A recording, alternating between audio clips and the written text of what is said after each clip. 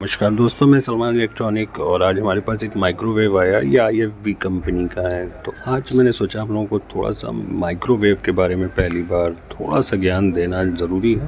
तो जैसा कि आप देख पा रहे हैं दोस्तों, इसका जो मॉडल नंबर है वो यहाँ पे मेंशन है। कुछ थोड़ा सा गंदगी लगी है, आप स्क्रीनशॉट ले सकते हैं।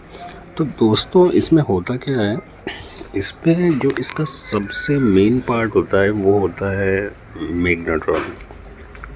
ठीक है, तो दोस्तों इस बेस में तो ये था कि ये हीट नहीं कर रहा था। तो इसमें जो मैग्नेट्रॉन लगा ये लगा हुआ था, जो आप देख पा रहे हैं M24FP 610 एम्पेयर का है ये। और दोस्तों ये हाई वोल्ट पे ही चलता है। 2100 वोल्ट लगभग इसमें आते हैं AC, तभी ये हीट हॉट गन की तरह काम करता है। तो दोस्तों ये इसका ख़राब था। हालांकि ये टेस्टिंग पे दोनों पॉइंट आपस में शॉर्ट बता रहे हैं, ओके बता रहा है ये, और बॉडी से टच करने पे भी कोई कंटिन्यूटी नहीं देनी चाहिए, और ये नहीं दे रहा था। इसका दोस्तों फॉर्मूला यही है कि ये दो पिन्स आपस में शॉर्ट बताने चाहिए, लेकिन बॉडी के साथ शॉर्ट नहीं बताने चाहिए। तो दोस्तों ये बिल्कुल ठीक बता रहा था, लेकिन होता क्या है दोस्तों, इसके अंदर एक फिलामेंट लगा होता है जो कि बहुत कवर होता है, और ये हल्का मुझे जला हुआ भी दिख रहा था।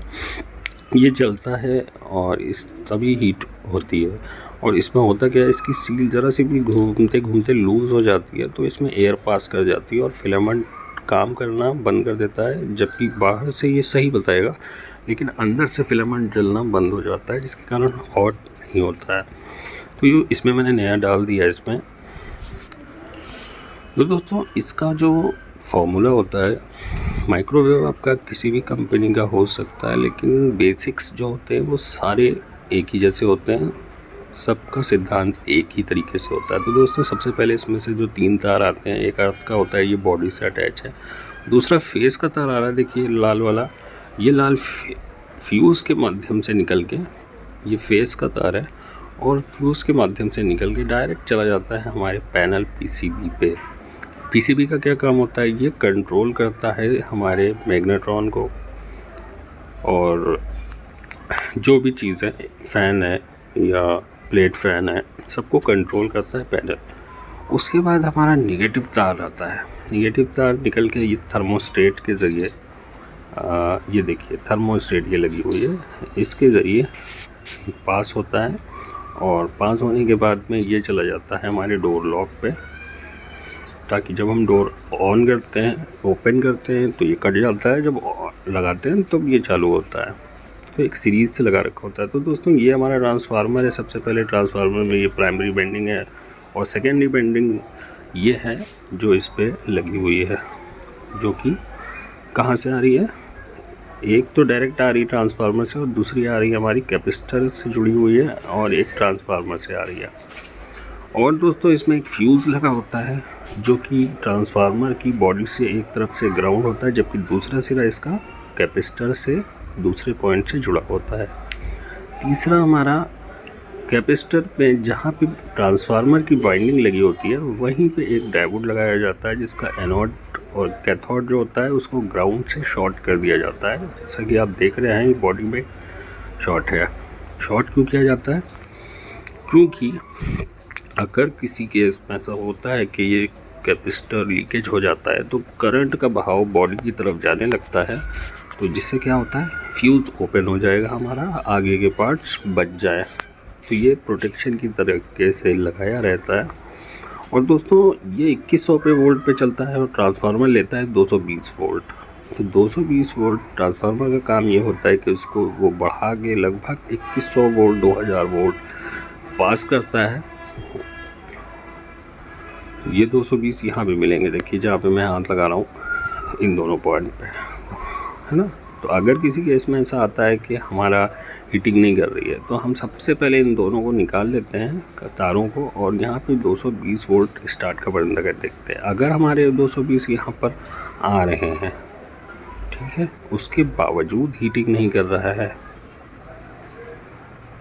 अगर हमारे 220 वोल्ट यहाँ पे नहीं आ रहे हैं, तो फिर तो हमारा कंट्रोल पैनल से प्रॉब्लम है। और अगर आ रहे हैं, तो इसका मतलब यह है कि अब बचे आगे के ये 4 पार्ट, कैपेसिटर, फ्यूज़, डायोड और आपका ट्रांसफार्मर और मैग्नेट्रॉन। अब होता क्या है कि अगर इसमें से कोई भी चीज़ शॉर्ट होगी ना तो फ्यूज़ जो लगा हुआ है, जो ये मैंने आपको बताया ट्रांसफार्मर के ग्राउंड से जुड़ा हुआ है, ये ओपन हो जाता है।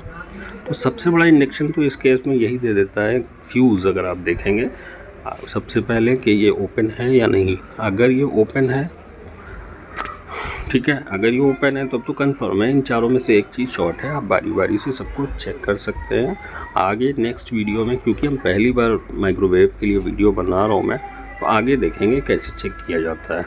ठीक है, तो अगर ओपन नहीं है हमारा फ्यूज़ तो फिर आप ये समझ जाइए कि शॉर्टिंग तो इन चारों में कहीं पे भी नहीं है। तो होता क्या है कि अगर आप 10 कंप्लेंटों पे जा रहे हैं ना, तो 8 में से मैग्नेट्रॉन डायरेक्ट अंदर से फिलामेंट ख़राब हो जाता है, जिसकी वजह से शॉर्ट कहीं नहीं बताएगा, ना शॉर्ट होगा, लेकिन ये फिलामेंट काम नहीं करता है। तो आप 10 में से 8 बार ये ख़राब होता है और 10 में से 2 बार कैपेसिटर ख़राब होता है। ठीक है, तो हीटिंग की प्रॉब्लम में तो यही फॉल्ट आती है। और सबसे बड़ा इंडक्शन मैंने आपको बताया, जो भी इंडक्ट करता है वो फ्यूज़ कर देता है। एक बार फिर से रिपीट करता हूँ कि अगर फ्यूज़ उड़ा हुआ है तो आप समझ जाएं कैपेसिटर, डायोड, ट्रांसफार्मर या मैग्नेट्रॉन ये हमारा शॉर्ट है। इनमें से एक चीज़ ज़रूर शॉर्ट होगी। आप बारी बारी से चेक करें, आपको शॉर्ट या लीकेज मिलेगा। अगर फ्यूज़ नहीं उड़ा हुआ है तो फिर आपको शॉर्टिंग नहीं मिलेगी इस पर। लेकिन 10 में से 8 बार बताया मैंने, मैग्नेट्रॉन चेंज करना पड़ेगा और आपका काम हो जाएगा। और 2 बार ऐसा होता है कि कैपेसिटर वीक हो जाता है। तो दोस्तों, मैग्नेट्रॉन से भी संबंधित अगर आपको रिपेयरिंग की ज़रूरत हो तो आप सलमान इलेक्ट्रॉनिक दिए गए नंबर पर संपर्क कर सकते हैं।